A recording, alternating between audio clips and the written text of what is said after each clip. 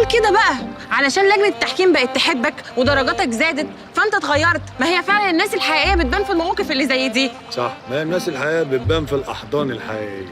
ألا مأمون النشار عامل ايه؟ مأمون النشار؟ وانا ماليش علاقه بمأمون النشار. انا ماليش علاقه بيه. أما الحضن الحبايب اللي أنا شفته ده كان ايه؟ عطف ولا شفقة؟ لا يا استاذ عبد الحفيظ، انت فاهم الموضوع غلط خالص والله. مأمون النشار ده يبقى ابويا. لا، ما هم بيقولوا كده في الأول، ده زي بابا، ولما الوقت بيعدي لا بيبقى زي بابا ولا حاجة. لا انا بتكلم بجد فعلا. مأمون النشار ده يبقى ابويا بجد بحقي وحقيقي. ولو انت مش مصدقني انا البطاقه بتاعتي معايا هوريها لك. يا رب تكون هنا اهي. اتفضل. طب اركنيني على جنب بقى كده.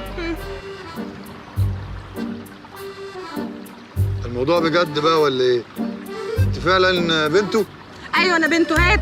انا لو في لجنه مش هطلعها. وبعدين بقى انا مش مسامحاك طول عمري. انت ظلمتني يا استاذ عبد الحفيظ. خلاص بقى يا استاذه، جل من لا يسهو. وبعدين انا لما شفت الحضن بصراحه العرق جري في شموعي. وايه اسمها ايه هي؟ الدم جري في عروقي. ايوه الدم جري في دموعي، في عروقي. فحسيت ان انا يعني ما اقدرش اشوفك في المنظر ده، فزعلت لك ان انت بينتي لي الحقيقه وطلعت زي العسل.